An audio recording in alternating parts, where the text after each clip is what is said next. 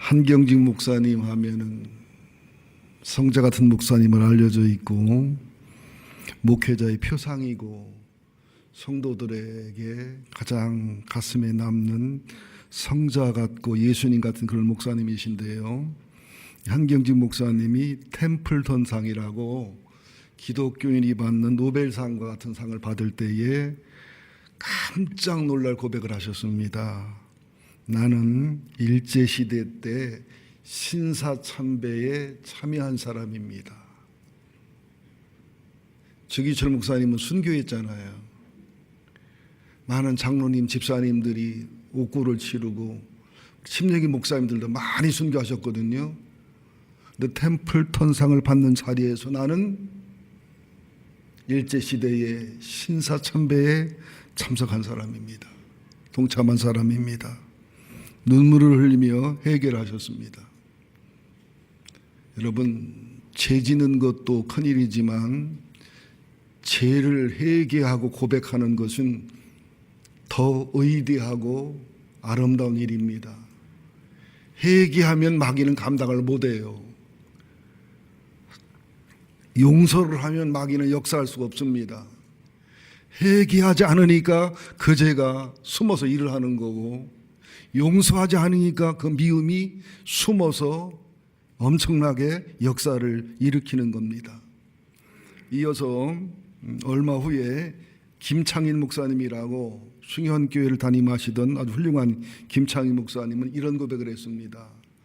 저는 1945년 나라가 해방이 되면서 신사참배에 동참한 목사들이나 사람들은 마귀의 자식이다. 그들과는 함께 목회할 수도 없고 한 자리에서 예배를 드릴 수도 없다.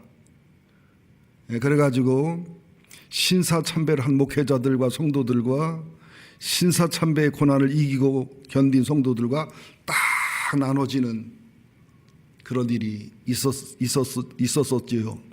그 일로 인해서 교회가 엄청나게 분열이 왔고 정지하고 분노하고 정지하는 역사가 계속 이어져 갔습니다.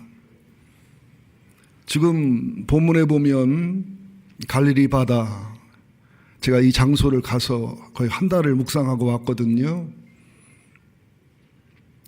조반 먹은 후에 예수께서 시몬 베드로에게 묻습니다. 세 번을 묻지요. 요한의 아들 시몬아, 내가 이 사람들보다 나를 더 사랑하느냐. 자, 베드로가 주님을 얼마나 사랑했습니까? 예수님을 잡으러 온 대제사장의 군인인 말고의 길을 말고의 길을 쳤겠어요? 머리통을 겨냥하게 쳤겠지. 그 정도 열심이었던 사람이고, 모든 제자와 예수님 앞에서도 이 사람들은, 얘들은 주님을 부인해도 나는 안 부인한다고 그렇게 큰 소리 치던 베드로인데, 왜 주님의 십자가 앞에서는 비겁했다고 하지만 주님의 부활을 친히 봤잖아요. 베드로가 부활의 증인인데도 불구하고 왜 갈릴리로 고기 잡으러 갔는가. 그리고 밤새 그물질을 해도 예수를 만나기 전에 빈 그물질이었던 것처럼 부활을 보고 나서도 빈 그물질이었던가. 이거는 베드로가 죄책감에서 헤어나지를 못하는 겁니다. 나는 철저한 실패자다.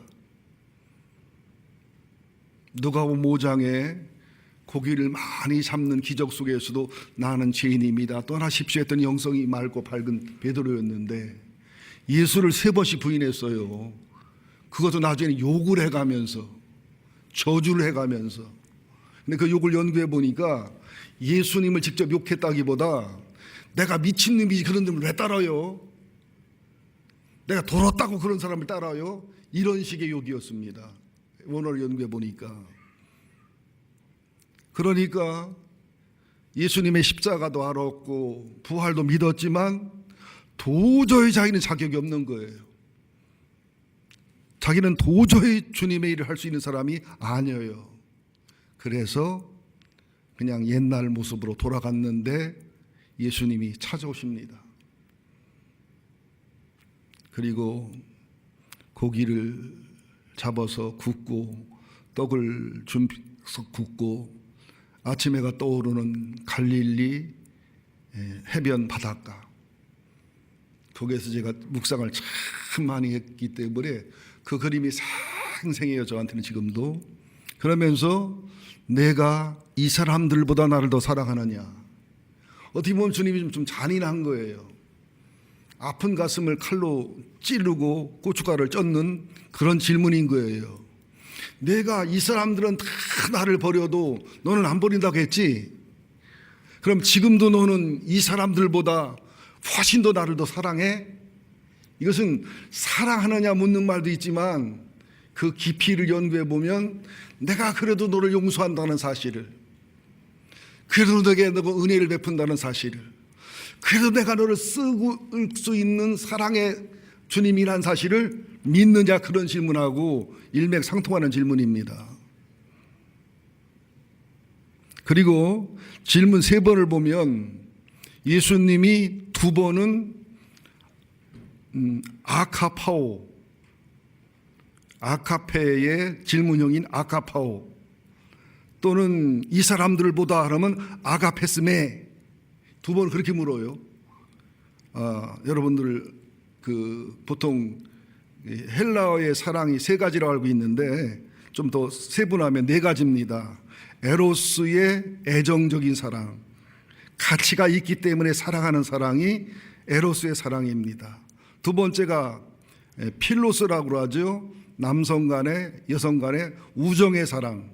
3번째가 스트로게라고 하죠. 스트로게, 아카페에 가장 가까운 부모님의 자식에 대한 사랑. 마지막 아가페가 신의 사랑입니다. 그러니까 베드로에게 첫 번째, 2번째는 아카파오 또는 아가페스메 이렇게 묻고 3번째는 필레오라고 불어요.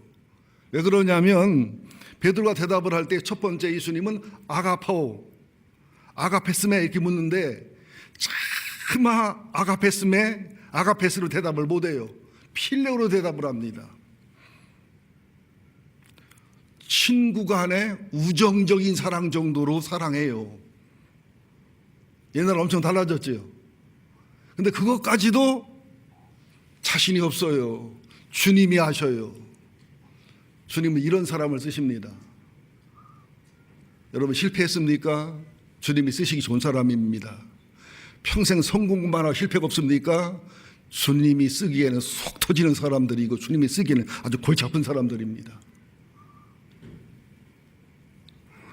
근데 베드로는 끝까지 필레오, 필레오, 필레오, 아카파오란 말을 못 써요. 안 써요. 그러면서 3번째 질문에는 근심을 합니다. 와, 3번째 묻는 거 보니까 필레오 사랑도 아닌가 보다.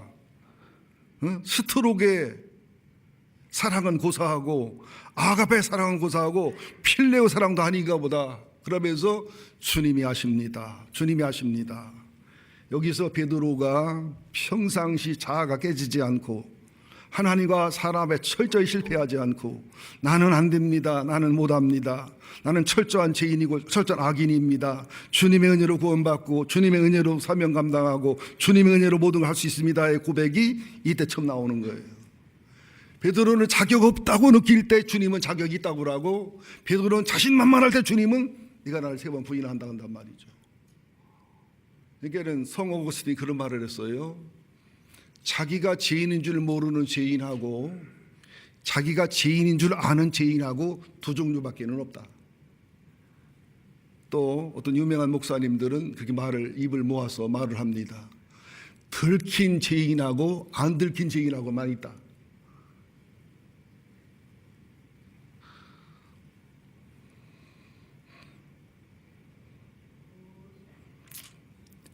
누가복음 7장 36절을 보면 바리새인 시몬이 예수를 청하고서도 기본적 사랑도 안 해요. 발 닦을 물도 안 주고 감람류도 안 붓고 아주 못돼 먹은, 아주 참 교만하고 아주 예수님을 시험해보고 또 예수님을 모셔다가 자기를 과시해보려는 악한 마음에 악한 사랑을 합니다. 그러나 막달라 마리아는 죄인인 여인이었는데 그는 울면서 예수님의 발을 적시고 울면서 옥합을 깨서 예수의 머리에 부면서 사랑을 표현할 때 예수님이 비교해서 말하죠. 너는 죄 용서 받은 게 없기 때문에 자칭 의인이고 자칭 거룩한 사람이기 때문에 내게 대한 사랑과 은혜가 전혀 없지만 이 여인은 너무도 많은 죄를 깨달았고 회개했고 귀신이 떠났고 용서받았고 치유받았기 때문에 이런 사랑을 할 수가 있는 것이다. 그때 바리새인 시몬은 막달라 마리아를 정죄도 하거니와 그 마리아의 사랑을 받아들이는 예수님을 비난하기도 합니다. 나는 모든 사람들을 예수의 눈으로 보는가? 시몬 베드로의 눈으로 보는가? 모든 사람을 예수님의 마음으로 대하는가? 바리새인 시몬의 마음으로 대하는가? 또 요번 12장에도 보면 1절 8절에 보면 나사로의 여동생 마리아가 예수님에게 목합을 깰 때에 제자들이 분노하지요. 이 돈으로 구제라지 헛 낭비를 한다고. 주님 한 분만 내 장례를 예비한다고. 복음이 전파되는 곳에 이 여인의 일이 전파될 거라고. 여러분, 왜 예수님은 나를 사랑하느냐고 묻습니까? 회개했냐고 묻지 않고, 변화됐냐고 묻지 않고, 각오했냐고 묻지 않고, 예수를 사랑하는 데부터 신앙이 출발하는 거예요. 예수님의 사랑을 감동받고 느끼는 데부터 직분의 뿌리가 시작되는 거예요. 예수님의 용서하심, 예수님의 사랑하심, 예수님의 탕감하심, 예수님의 은혜, 여기에 한이 맺히고 한이 맺힌 것만큼 주님을 사랑하고 영혼을 사랑하고 교회를 사랑하고 복음을 사랑하는 거예요. 그러지 못하면 봉사할수록 교만해지게 돼 있어요. 헌신할수록 자기 자랑하게 돼 있어요. 헌신할수록 일꾼이지만 말썽꾼이 되게 돼 있다는 비밀을 아셔야 됩니다.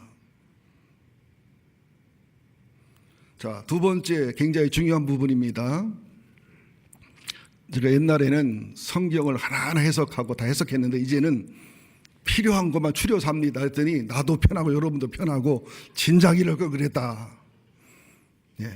18절 욕하는 것 같아가지고 18절 19절 함께 보겠습니다. 시작. 내가 진실로 내게 이르노니 내가 젊어서는 스스로 띠띠고 원하는 곳으로 다녔거니와 늙어서는 내 팔을 벌리리니 남이 내게 띠띠고 원하지 않는 곳으로 데려가리라. 이 말씀을 하시면 베드로가 어떠한 죽음으로 하나님께 영광을 돌릴 것을 가르치심이로라. 이 말씀을 하시고 베드로에게 이르시되 나를 따르라 하시니. 그 테스트를 통과했어요. 이제 그런 실패자를, 철저한 성격 이상자를, 경솔한 자를, 급한 자를, 천박한 자를 다시 회복시켜 다시 세워서 수제자로 하나님의 원래 세웠던 의치를 회복시켜 주시면서 순교한다는 거예요. 그러니까 베드로가 성령 충만해서 이게 순교의 비밀과 십자가의 비밀과 하늘의 비밀을 알고 나서는 십자가에서 원의치에서 죽지 않고 거꾸로 죽잖아요. 나는 주님을 3번 부인한 죄인이라 주님과 함께 나는 못 죽는다고 거꾸로 죽잖아요. 근데 우리 혜인이가 할아버지 십자가 거꾸로 어떻게 죽어요?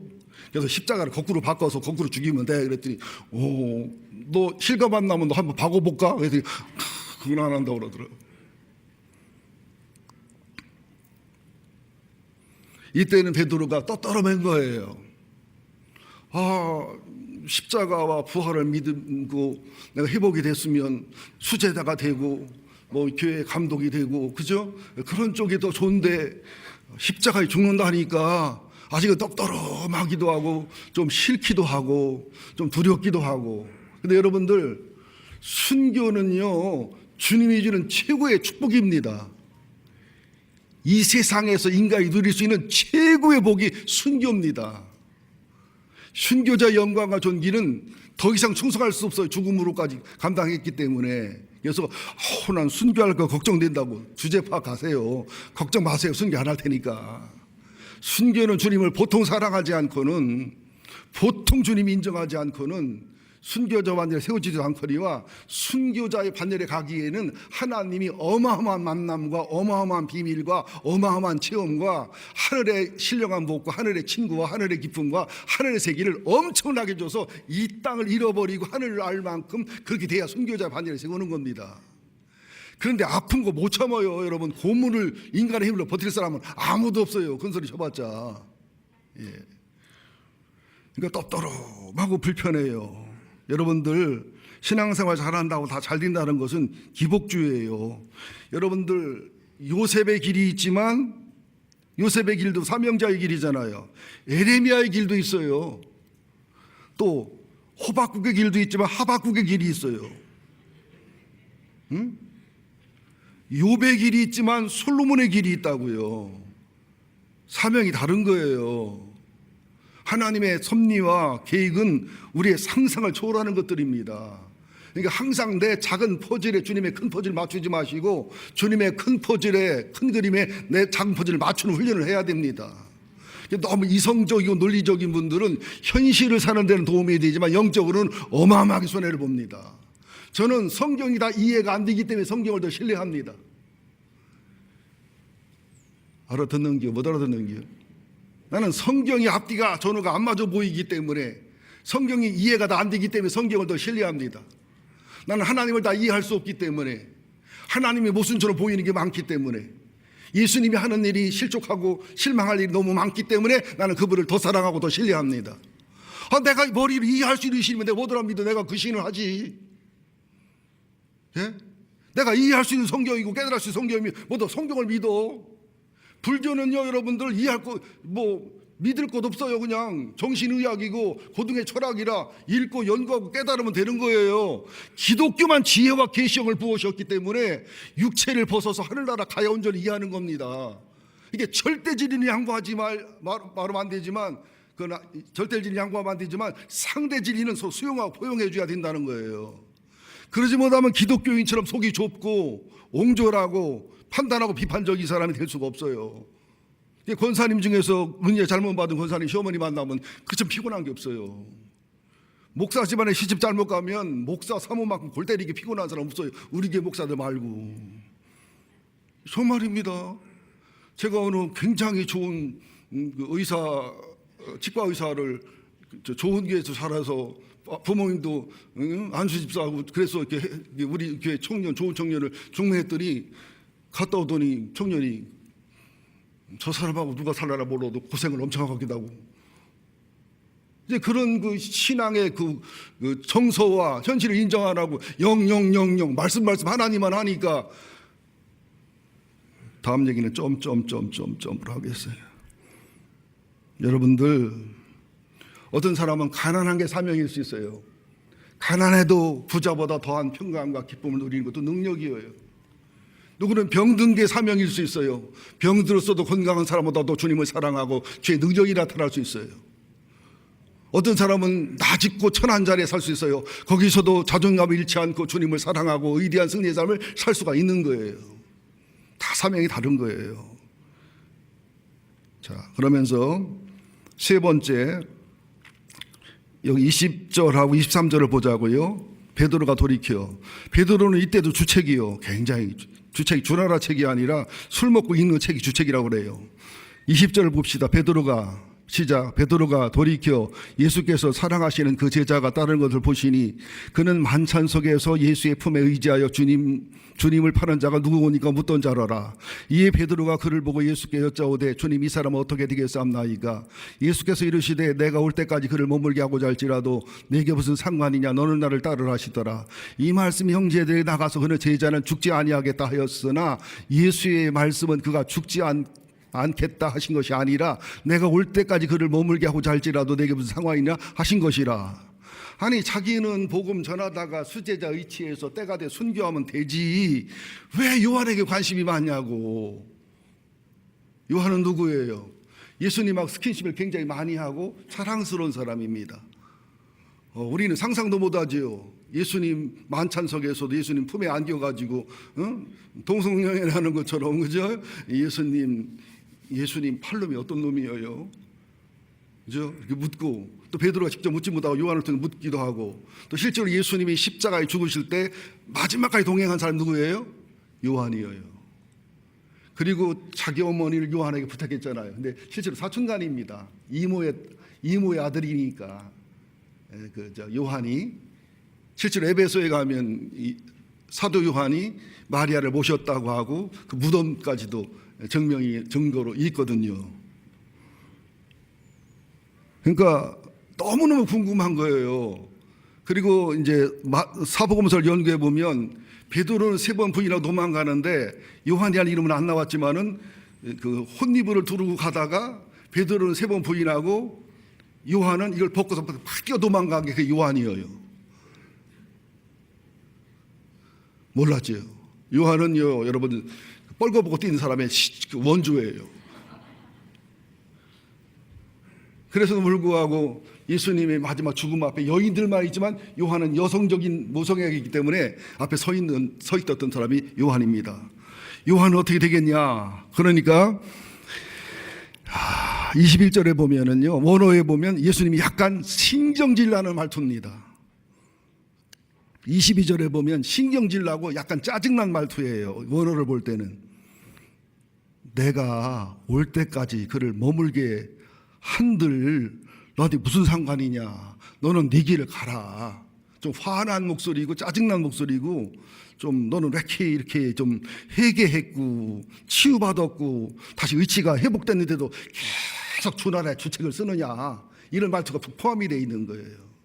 우리는 비교하다 인생 다 보냅니다. 우리가 절대 행복 때문에 불행한 사람은 없어요. 비교 행복 때문에 불행하지. 맞습니까? 안 맞습니까? 우리 옛날에는요, 자전거만 있으면 부잣집이었어. 지금 자전거 타고 댕겨봐. 안 부자요. 안 부자 있어요, 여기? 안 부자 어딨어? 저기 브라질 가기 싫다는데. 그러다가 이제 오토바이 생기니까 자전거를 타도 옛날에 호강이고 너무 좋았는데 오토바이를 타니까 자전거 타면 아우 아파 배겨. 그러다가 또 승용차가 나왔어요. 포니. 그죠? 개포동은 포니도 개도 포기한 동네지만 개도 포니 타는 동네라고 우스갯소리 있었잖아요.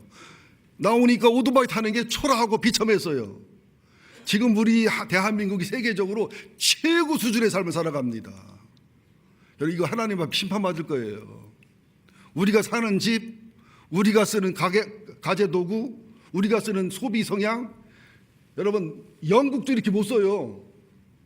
아니 정인순 선교사님 영국 얘기에 눈을 깔고 메모하셨구나. 영국 런던에 가면 우리나라만큼 잘 살아요, 못 살아요? 우리나라 훨씬 살기 좋아요. 집도 얼마나 좁은지 몰라요. 독일 가볼래요? 프랑스 가볼래요? 어디 가도 대한민국만큼 이게 살기 좋고 행복한 나라가 드물어요. 그리고 배달의 민족이라 24시간 어디든지 배달하잖아.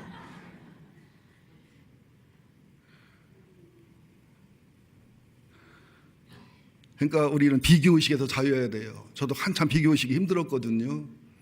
제가 아주 성취적인 사람이고 늘 수석만 하던 사람이다 보니까 하나님이 이렇게 그 상처를 주고 질병을 주고 가시를 줘서 이렇게 낮추는데도 그렇게 악자같이 겨루더라고요. 내 친구 8명, 10명 중에서 물론 뭐 이게 계절학기를 했지만 사우스웨스트를 한 사람이 저 하나예요. 이 몸 약하고 힘들고 어려우면서도. 그러니까 악자 같은 기질이거든요. 그런데 보면은 뭐 2만 명, 뭐 8천 명, 1만 명, 5천 명, 2천 명, 그리고 나랑 레벨이 비슷한 사람은 안용호 목사님, 나 김군조 목사님은 비슷해. 그러니까 거기 가면 좀 쪽팔려. 남자들끼리 얘기를 하다 보면 나는 용인시장도 못 만났는데 대통령을 만나고 왔다 보라고 뭐 이런 얘기하면 먼 산 바라봐지고. 근데 어느 날부터 자유가 되더라고요. 왜? 당신은 당신의 길이 있고 나는 나의 길이 있으니까. 그죠? 당신은 당신의 사명이 있고 나는 나의 사명이 있으니까. 또 가만히 돌이켜보니까 내 삶이나 내 목회가 내가 5살, 7살, 10살 때 기도했던 기도 응답이더라고요. 이런 목회를 기도했어요. 이게 내 사명이에요.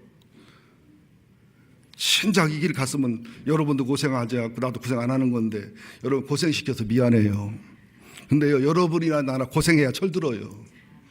이 고생 해봐야 우리가 새로운 희년과 새로운 산위와 산하의 전투를 이룰 수 있는 과정이기 때문에 허락하신 거예요. 이스라엘 백성들도 애굽에서 나와 홍해 건너 광야만 들어가면 그냥 아스팔트 길이 쫙 열릴 줄 알았어. 그거 아닙니다. 하나님 그렇게 안 하십니다. 광야길이 복인 줄 아셔야 됩니다. 자, 서로 다름을 인정해야 됩니다. 그러면서 예수님의 질문이나 요한에 대한 비교에 대한 책망 속에는 참 뜨거운 사랑이 흐르고 있어요. 뜨거운 주님의 은혜가 흐르고 있는데, 제가 어느 목사님의 그 간증을 듣다가 얼마나 웃고 은혜를 받았나 몰라요. 저랑 비슷한 경험을 하셨더라고요, 그분이. 중고등학교 다닐 때 아주 예쁜 고양이 한 마리를 키웠는데, 고양이가 영악합니다. 상을 탁 차려왔는데, 홀어머니 모시고 사는 집안이었는데, 어머니 잡수라고 놓은 그 조기를 고양이가 딱 물고서 마루 밑으로 들어간 거야. 그러니까 목사님이 마루 밑에 기어 들어가서 나와. 고양이가 나옵니까? 물고 안 나오죠. 그래서 막 운동화를 집어 던지면서 나와. 안디가 막대 찌르면서 나와. 1시간을 넘게 했더니 아주 완전히 풀이 죽어가지고 지쳐가지고 엉금엉금 기어 나오더래요. 나오면서 눈을 이렇게 찡그리면서 한 대 패면 맞으려고 한 대 패려고 했는데 그 찡그린 게 얼마나 이쁘고 귀여운지 생선 그냥 누룽김에 넣어 먹어. 꼭 끌어안으면서 다시는 그러지 마, 알았지, 그러지 마 하고 뭐 안았다가 놔줬대요. 그랬는데 그 다음부터 이 고양이가 강아지가 되더랴. 얼마나 목사님을 좋아하고 사랑하고 따르는지 학교 갔다 오면요 강아지처럼 쫓아온대요. 막 꼬리를 치는 건 아니요. 고양이는 강아지랑 다르니까. 근데 막 강아지처럼 따른대요. 막 어깨도 올라오고 목도 올라오고 막 얼굴도 비비고 그러는데, 고양이들은 새끼를 할 때요 어둡고 컴컴한 데서 사람 없어 거기 새끼 낳지요. 절대로 새끼 안 낳습니다. 고양이 교미하는 거 보려면은 거의 힘들어요. 토끼도 더 그렇죠, 더군다나. 그런데 이 고양이는 암놈이었는데 새끼를 낳는데 이 목사님 보는 앞에서 활개치고 친정엄마 배 낳는 거죠. 그게 애를 낳았다라는 거야. 고양이 한 마리도 그런 용서와 은혜의 사랑에 고양이가 강아지가 되더라는 거예요. 여기서 좀 베드로는요 엄청난 충격을 받는 겁니다. 엄청난 은혜를 경험하는 겁니다. 엄청난 사랑을 경험하는 겁니다. 그러니까 베드로가 그렇게 담대하게 복음을 외쳤고 거꾸로 십자가에 죽었고, 여러분 코바디스 도미네, 코바디스 영화 보셨지요? 베드로가 로마에서 나오니까 그죠? 본 거예요, 안 본 거요? 옆에 따라다니는 아이가 성령에 취해가지고 자기도 모르게 네가 로마를 버리느냐? 그럼 내가 로마로 가지. 그죠? 그때 나온 말이 코바디스가 아니라 코바디스 도미네. 도미네가 주님이거든요. 코바디스 도미네. 주여 어디로 가시나이까? 네가 버린 로마 내가 대신 십자가 지러 간다. 그때 바로 베드로가 돌이켜서 거꾸로 십자가에 죽습니다. 여러분 신앙의 결론은 사랑입니다. 사랑도 그냥 사랑이 아니에요. 엄청난 죄악과 폐역을 용서받은 것만큼 주님을 사랑할 힘이 생겨요. 엄청난 은혜와 탕감을 경험한 만큼 주님을 사랑해요. 자, 우리 직분자들 속에 이게 있어야 돼요. 나는 철저한 죄인이야, 철저한 악인이야, 지옥가에 마땅해, 저주바다에 마땅해. 지금 힘들고 어려도 원망하지 마세요.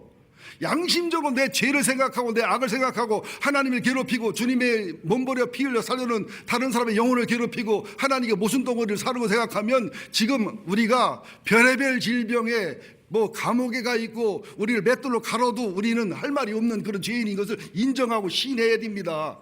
이게 하나님을 아는 거예요. 그게 나를 아는 거예요. 그런 나를 또 쓰시잖아요. 치유하셔서. 그런 나에게 또 희년을 주시잖아요. 그런 나에게 또 새로운 한 해를 주시잖아요. 또 새로운 기회를 주시잖아요. 우리는 포도원에 늦게 온 일꾼들이에요. 포도원 망쳐요. 하나님 일 망치는 사람들이에요. 생각해 보세요. 이른 아침에 온 종들이 받을 때는 좋았는데 1시간 일한 사람이 똑같이 받으니까 속이 뒤집어지잖아요. 왜 뒤집어져? 자기 받을 거 받았으면 됐지. 그것도 비교의식이잖아요. 그리워 안 그리워? 막 대들잖아요. 당신 뭐 하는 사람이요? 하루 종일 일한 우리는 한 대를 주고 한 시간 일했는데 세상에 똑같이 줘? 이게 말이 돼? 아니, 당신이랑 나 약속한 게 한 대로는 아니요. 한 시간 일했건 두 시간 일했건 내가 똑같이 준 건 내 뜻이요. 내 돈 갖고 내가 하는데 네가 왜 잔소리요? 무슨 뜻이에요? 내 노력과 내 공로와 내 의로움과 내 교만하는 것은 아무리 많이 하는 게 가치가 없어요. 일부러 죄인 되고 악인 되고 폐역한 자가 되라는 얘기가 아니에요. 의인이 되라는 얘기가 아니에요. 하나님 앞에 철저히 내 죄를 깨닫고 철저히 내 악을 깨닫고 얼마나 용서했는지, 얼마나 사랑했는지, 얼마나 탕감받았는지, 얼마나 은혜를 베풀었는지, 얼마나 나를 실습할 기회를 주고 실패할 기회를 주시고 또 주고 또 주고 또 주고 또 주고 죽을 때까지 주시면서 나를 다듬어 가시는지를 아는 사랑을 말하는 겁니다.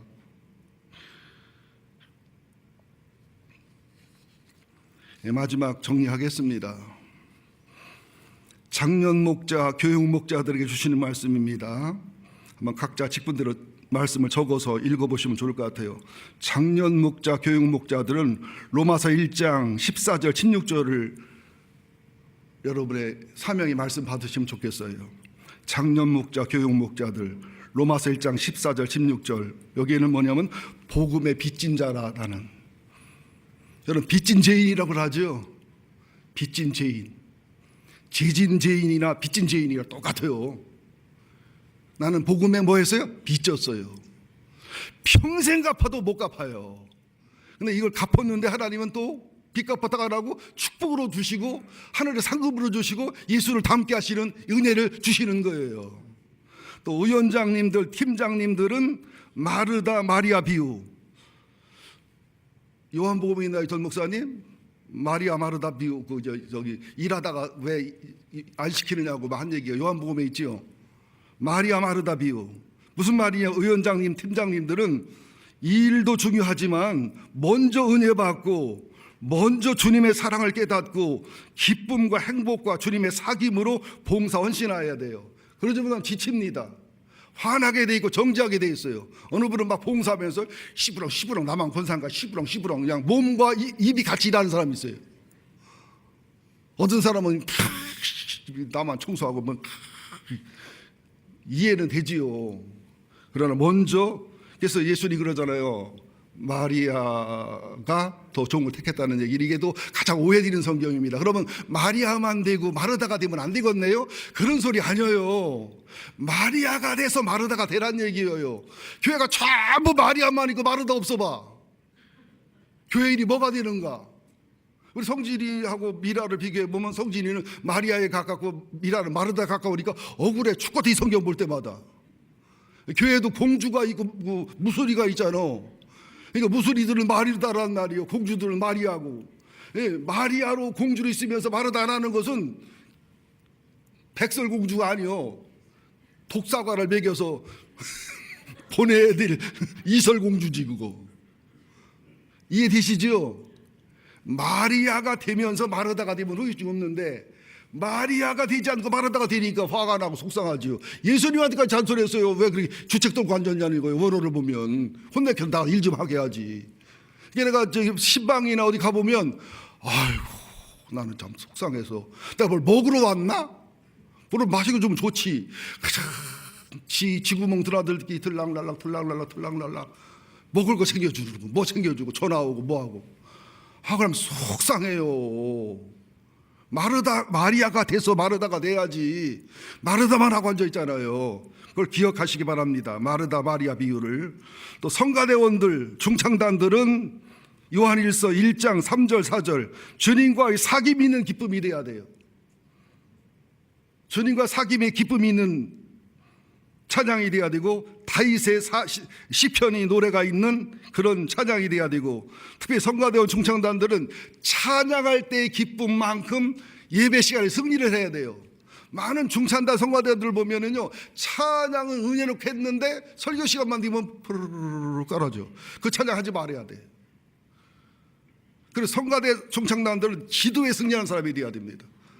반드시 기도가 정상적이면 찬양으로 승화되게 돼 있어요. 찬양이 정상적이면 말씀을 사모하게 돼 있어요. 말씀이 정상적이면 기도와 찬양이 함께하게 돼 있다는 사실을 기억하셔야 됩니다. 그래서 이게 다른 건 몰라도 찬양하면서 인상 쓰며 찬양하는 사람은 빼야 해요. 학생 중에 가끔 이제 키우게 들을 수도 있는데 강시인데 하면 내가 몸다뤄 어쩌지? 저걸 어쩌지? 그러면 안 돼요.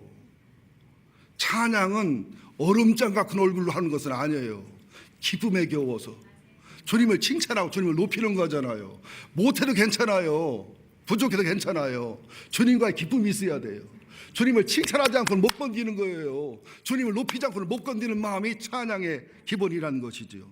또 기도 사명자들은 우리 새벽 기도하는 분들이나 중복 기도를 하는 사명자들 있지, 우리 교회. 참 그분들 때문에 내가 살아나고 회복됩니다. 내가 요즘 달라지는 것 같지 않아요, 설교가? 아니 아멘 좀 해줘야지. 그렇게 눈치가 없어. 설교가 달라지지 않아요? 거치는 것도 좀 부드러워지기도 하고 시간도 짧아지고, 그리고 이제 제 설교는 좀 성질나게 하는 말을 많이 하는, 성질나게 하는 말도 괜히 안 하고 그죠? 부드럽게 하고. 우리 어머니 아버지 조상 탓이요 그건. 사무엘상 12장 23절 뭐라고 했어요? 사무엘이 나는 기도를 중단하는 죄를 범치 않겠다. 목회자들은 양들을 위해 기도하지 않는 것은 죄입니다. 목자들은 목원들에 기도하지 않는 것은 죄입니다. 교육 목자들은 자기 아이들에 기도하지 않는 것은 죄입니다. 이 지구상의 최고의 사랑은 중복 기도해 주는 거예요. 낮이나 밤이나 주님 생각, 낮이나 밤이나 교인 생각, 목원 생각, 이게 사명자의 길이라는 걸 잊지 마셔야 됩니다. 그리고 서리 집사님들은 베드로전서 5장 5절 장로님들 앞에, 권사님들 앞에, 목회자 앞에 온유하고 겸손하고 순정적 태도를 가지셔야 됩니다. 군대 계급이 아니라 하나님의 질서를 따라 그렇게 하셔야 돼요. 그 다음에 일반 평신도들은 베드로전서 2장 2절입니다. 갓난아이들처럼 순전하고 신령한 젖을 사모해야 돼요. 잘 먹고 잘 싸고 잘 자라고 잘 자고.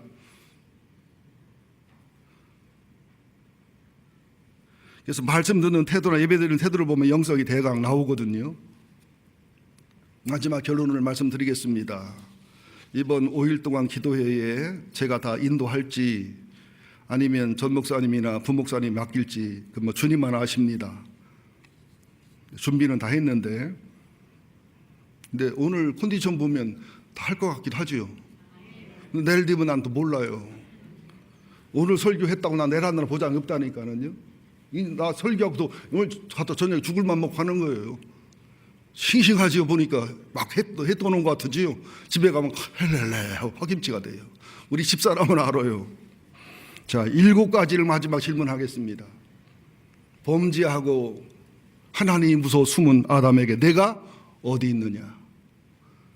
여러분 영혼은 어디 있어요 지금요? 네? 여러분의 신앙은 어디 있어요? 여러분 영적 의치는 어디 있어요? 하나님과 관계는 어디 있나요?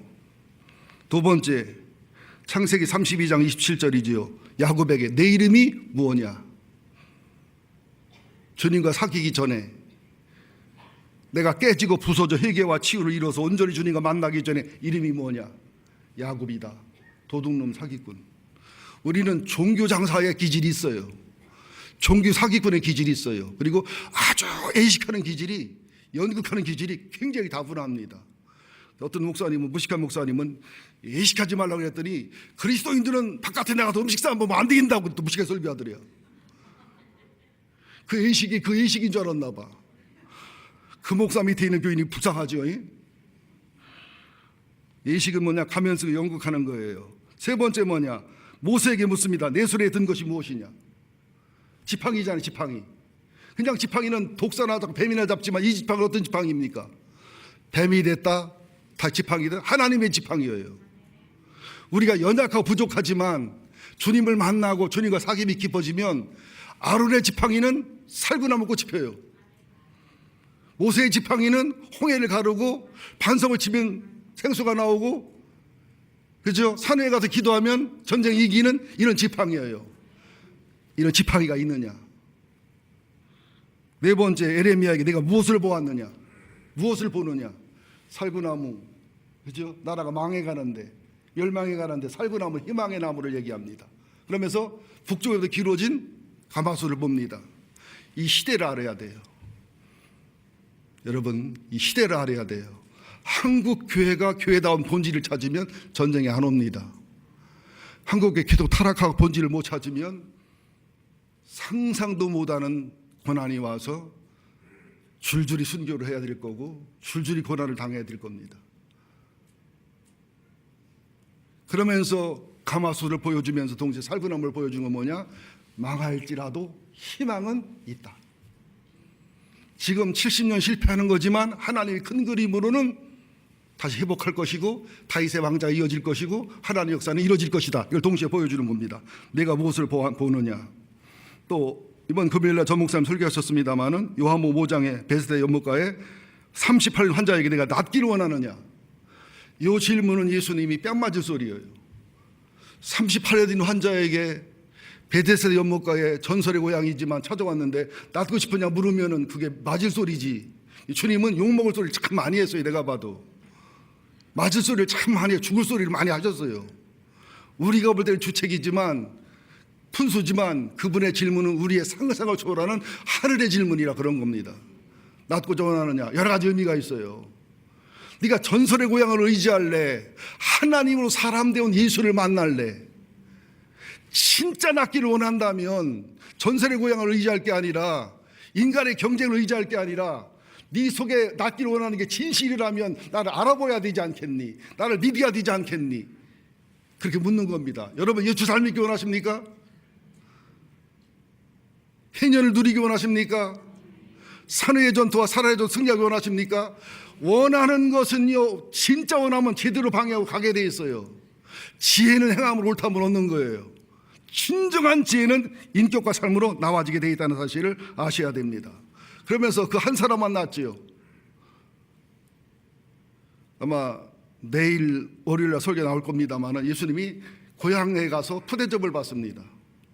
그러면서 고향에서 환영받는 선지자가 없다 그러면서 엘리야 시대에는 사르밧 과부, 에리사 시대에는 뭐 수넴 여인, 나만 그 사람을 얘기하니까 분노해서 예수님을 죽이려고 하거든요.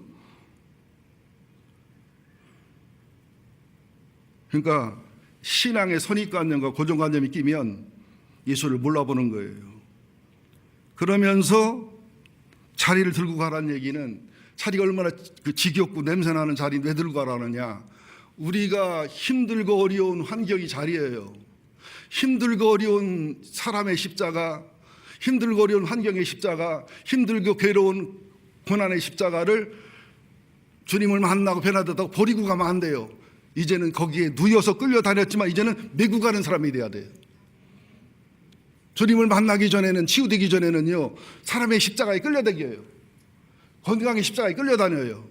환경의 십자가에 끌려다녀요. 그러나 주님을 만나 변화된 다음에는 그 환경의 십자가를 둘러매요. 사람의 십자가를 둘러매요. 인간관계 십자가를 둘러매요. 무거운 짐 둘러매요. 그러면서 가는 길이 영광의 길이고 존귀의 길임을 잊지 마시기 바랍니다. 또 마태복음 16장에 보면 너희가 나를 누구라 하느냐, 베드로가 정답을 얘기하거든요. 나를 누구라 하느냐. 예수를 알고 예수를 사랑하고 예수의 기쁨이 되고 예수를 닮고 이게 인생의 답니다. 내가 힘들고 어려워도 상황이 어떻든 간에 예수를 알았다면, 예수를 믿었다면, 예수를 닮았다면, 예수의 기쁨이 됐다면, 예수에 동행한다면 우리는 최고로 행복한 사람들입니다. 하늘의 시각으로 볼 때, 영적 시각으로 볼 때. 마지막 베드로에게 요한복음 21장 너는 나를 사랑하느냐. 모든 직분은, 모든 하나님의 일은 예수를 사랑하는 데 있습니다. 예수님의 사랑을 받아들이고 예수님을 사랑하고 예수님 깊은 교제와 사귐 속에서 모든 것이 진행이 되어야 되는데 이거 없이 하니까 다 문제가 되고 열심히 노력하고 주님 모른다고 하는 그런 슬픈 결과가 와진다는 사실이죠. 자, 여러분들 이용호 장로님 흉내 좀 낼게요. 내가 나를 사랑하느냐 하면 여러분들은 주님께서 아십니다. 그래야지 아십니다. 그러는 것은 아니 그것도 못해. 내가 나를 사랑하는 여러분 주님께서 아십니다. 시작. 내가 나를 사랑하느냐? 내가 나를 사랑하느냐? 내가 나를 사랑하느냐? 자, 이제 오른손 들고 따라합시다. 산의 전투와 산알의 전투에서 승리합시다. 해년의 은혜를 어떤 대가를 치러도 누립시다. 영적 부채, 가계 부채, 교회 부채, 인간관계 부채, 탕감받고 회복받고 새로운 삶을 살아갑시다. 기도합시다. 박수를 치려고 혹시 쳐주던지. 기도하겠습니다. 여기 재직들 한 사람 한 사람 보석이고 보물입니다. 제 가슴에도 안지나 소나 이들 생각뿐이라면 주님의 가슴에는 어떤 사랑으로 심겨져 있겠습니까? 오늘 주신 말씀에 은혜와 감동이 있기를 원합니다. 내가 나를 사랑하느냐? 주님이 아십니다. 주님을 사랑해서 모든 것을 하게 하시고 주님을 사랑해서 극복하게 하시고 주님을 사랑해 충성하는 저희가 되게 하여 주옵소서. 예수님의 이름으로 기도합니다. 아멘.